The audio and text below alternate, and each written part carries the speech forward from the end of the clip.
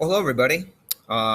Today, welcome to my next flipped classroom topic that we're going to be talking about today using your guided notes. Today, we're going to be talking about really an important topic that probably I would assume a lot of you guys are pretty familiar with, which is organized labor, which in other words is unions.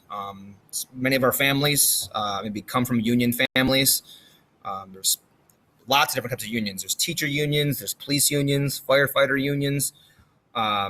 And ultimately, today was where we're talking about, well, how did unions get its start? When and why did it become popular? Hopefully today there won't be any distractions with my kids or my dog or anything along those lines because I'm at school. So knock on wood, should be good to go for that. All right, so going into the first slide for today, we are going to be talking about really the rise of organized labor. So kind of going back to what we've already talked about previously in previous classes, that there was more assembly lines being used. Factories are going to need a lot of workers, first shift workers, second shift workers, third shift workers, working on the clock to make products. So these assembly lines are going to create more jobs. The more with the assembly line system is going to create more products as well because they're operating day as well as night. And the other thing too with the assembly line work, it's more efficient. Work gets done faster. You make more products. Just think about it. You can make more products with the assembly line and with machines than you can by hand. For instance, if you were making a shirt, and you were trying to sew a shirt together or sew a sweater, there's only so many hours in the day that you have to actually do that work, whereas machines can pump that out rather quickly. So now there's a mad dash to see which companies will make more products faster. And the more you make, the more product you make, hence the more profit you make. At least that's a theory. All right, so people are rushing to get the jobs done. So unfortunately, the level of quality goes down. You're in a big hurry to make profit. Time is money, right? So before, when you made your own sweater, you might put your own unique design on it. If you're building a house, back in the day, you're not much of a hurry to do it. You might add some awesome craftsmanship with the wood, with the crown molding, or with the door. Just making a lot of like unique features about something. Well, now if you're trying to mass produce and you're just trying to slap a product together, you're losing a part of that quality is going down. A part of that uniqueness is going down. So the workers are under poor conditions as a result because you're in a big rush to get things done. So your break times might be limited. How much pay you get is going to be limited. It really doesn't take a whole lot of skill to sit on the line and stamp something. So now the key question is, with all these things happening, and really the bosses only care about product and money, the worker's going to suffer. So who's going to protect us, the worker? The answer to that is going to be unions, which will start forming. So kind of going into some of the history behind, again, you have this primary source from a worker who worked at one of the factories. He basically talks, again, you could read the quote for yourself, but talks about how the process for melting metal, it was called a puddler, person who mixes molten. It's a very dangerous job. Your eyeballs are right near the furnace. It's extremely hot, very dangerous job. But that process, that job was handed down to him by his dad. His dad did it, kind of taught him the tricks of the trade. You didn't go to school. You didn't learn about the chemistry of kind of how the process works. So these people who are puddlers learn this job through experience. You learn all the tricks of the trade. So one of the unfortunate byproducts of industrialization in terms of working conditions was the sweatshops. Still around today, but definitely more prevalent than it was back in the late 1800s and early 1900s. Basically, a sweatshop is when you basically pack as many people as you can together into a room. Windows are usually closed, extremely hot. You have no personal space. You're packed on top of the next worker, and you work long hours until your quota is met. And you don't get a whole lot of pay either. Most of the workers that worked in the sweatshop systems were mostly young women, children, especially immigrant. Couldn't speak English, therefore they couldn't communicate at work. Which is a big key feature. If you were a business owner, you wanted these people to worry about making the products. And if they couldn't communicate with other workers, they had no choice but to make the products. So again, very, very poor conditions, didn't make a whole lot of money. Nike was actually they were accused of this back in the 90s in Indonesia and other parts of the world where they have their factories about paying kids 40 cents a day for making their shoes that they end up selling for $100. So these still do exist to an extent, especially in more poor countries. Kind of going to the children topic. Rough stat about there was 2 million children under the age of 15 who were working in sweatshops, textile mills, tobacco factories, garment sweatshops, coal mines. Again, school was not an option. Most families needed the children to work to make ends meet. And we've already talked about that, about how many families struggled to pay rent, to pay for food. And they were making very little wage too. So everybody in the family had to contribute something to the family, to the household. And ultimately, this is going to destroy a chance for a better life for themselves. They're kind of stuck in a never-endless cycle, a vicious cycle of poverty. If you're born into it, it's hard to get out, as you see from the pictures down below about how these kids are working in a sweatshop type system. Some hazards. Again, if you work in a factory or work in a sweatshop, windows are closed. That breeds dust. You're breathing that in all day, no fresh air, nowhere for the pollution or for the dust particles to go. Many of these places weren't cleaned either. So many times you could run your finger across the windowsill and it'd be caked with dirt. So that would be some of the workers would develop lung damage from all the dust accumulating over the years. If you worked in the mines, coal mines, you had cave-ins that were a huge problem where workers their lives would be put at risk for that. Gas explosions, molten metal spills if you work in a steel factory, very, very common. Health problems alone in Pittsburgh in 1 year, over 195 workers died in 1 year alone from accidents. So again, worker safety was not a huge priority. It was profit, rushing to get things done. All right, so now going into the rise of organized labor. As I said, machines began to take over the jobs that people had performed in the past. There became a growing sense of powerlessness that led to workers to join to protect each other. They felt like they had no other option. All the jobs were paying the same. All of the rights that you had in the workplace was the same. You basically were controlled by your boss. You were working 6-7 days a week, 12, 15-hour days.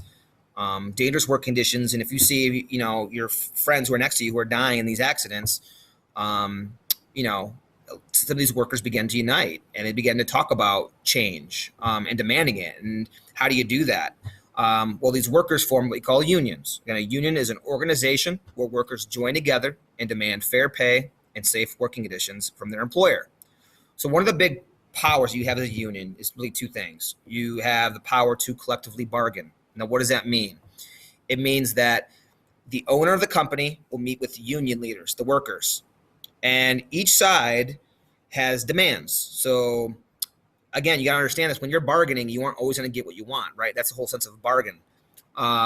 So the owners come in with a list of things that they are demanding. Maybe higher health care, maybe workers pay more into their health pensions, whatever. Well, the workers might say, hey, we have certain demands, less working hours, better pay, whatever the case might be. They talk, they discuss, they bargain, and they find a spot to meet in the middle, which leads me to my next power. After collective bargaining, if that power is not met and they're not willing to budge, that's what leads to a strike. A strike is a worker's refusal to work. And this really hurts the company. If the company isn't making profits, they don't have workers, then they don't make money. And the workers and the unions knew that. That was a big power they had, was to threaten strikes. And that was the worst nightmare for employers. They don't make money, no money comes in their way. So unions typically fought for better pay, better work conditions, and lower work hours. They wanted just some basic common things to make their lives at work a little bit easier, have more leisure time at home, and be paid fairly for their work, while all these rich business leaders are making millions upon millions of dollars in profit. So a couple different examples of unions. There's three. One of the big unions, and by the way, I would expect this to be on your state test. They always ask questions like this. As long as you understand that the Knights of Labor, AFL, and ARU are unions, you'll be good to go. They won't ask you anything terribly too specific on that, but I did at least want to cover it. But the Knights of Labor, 1869, they were a union that protect worker rights. Terence Powderly was the president of this union, and some of the big things that they won was 8-hour workdays and no child labor. There was roughly about 700,000 people who were a part of this union by 1880. The AFL, its leader was Samuel Gompers. This union was only for skilled white workers. Essentially, they were anti-immigrant. Think back to what we talked about during the immigration time period. Many of the old immigrants couldn't speak English, then they were unskilled. So the AFL was definitely for like more nativists, more people who were born here, who had skills, who were educated. And this union won shorter work weeks, right to collectively bargain. At this point, he had 1.5 million who were a part of this union as well. And the ARU, the American Railway Union, this was Eugene V. Debs. He was a leader of this union. Now, this union was for both skilled and unskilled labor, and they won for their union. They won higher wages. All right, last but not least, for notes for today, one of the biggest confrontations with unions was a very controversial thing back then. Again, business owners were not going to stay quiet.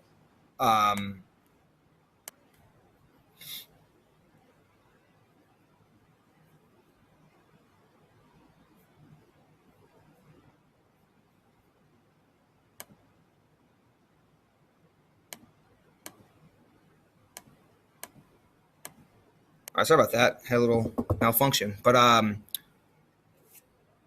unions were very controversial because it led to clashes between the owners, which were very powerful. They had a lot of sway in government, extremely rich men, versus the worker, the poor. And it led into one of the most confrontational riots of the late 1800s, the Haymarket Square riot. Again, important vocab term. We'll talk about it more tomorrow. But you have this workers at the McCormick Harvester Company in Chicago. They go on strike. This group was not endorsed by the Knights of Labor that we just talked about on the last slide. McCormick, like many others, hired strike breakers, replacements for the striking workers. So here's their solution. You were a worker in this company. You went on strike. The company said, okay, well, we'll just hire people to come in for you and they'll work. That way we won't lose our profits. Well, think about it. If you're a union and your powers to go on strikes to threaten not working because you want the owner of the company to lose money, but yet the owner brings in workers anyway, somebody from the outside, that ruins the union. That ruins a strike. Well, as these strike breakers were going into the work, the union was waiting on these individuals, and they wouldn't let them through, and it led to this big clash between the strike breakers and the factory workers. The police came. Police opened fire. 4 workers were killed. But ultimately, this is one of the key events that's really going to be the showcase for the controversy of unions, as well as the violence as well. Okay. The next day, thousands gathered to protest the killings. The rally was led by anarchists, people who oppose all forms of government. A bomb goes off in the protest. 7 police officers are killed. So now you have strike breakers now who are now going to be, the unions are now going to be blamed. The unions will be blamed for this because it happened during their strike.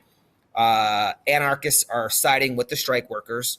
7 police officers are killed. So now you have the general public who's not a part of the union are going to start seeing unions as trouble, killing officers, not really associated with good things. 8 anarchists are arrested for their part in the Haymarket riot, labor rally in Chicago in 1886 that ended in violence when a bomb exploded. So as I just said, many Americans linked unions to dangerous anarchists. Result, unions began to drop in membership. All right, we'll talk about the rest of this tomorrow. All right, thank you so much. Let me know if you have any questions. Peace.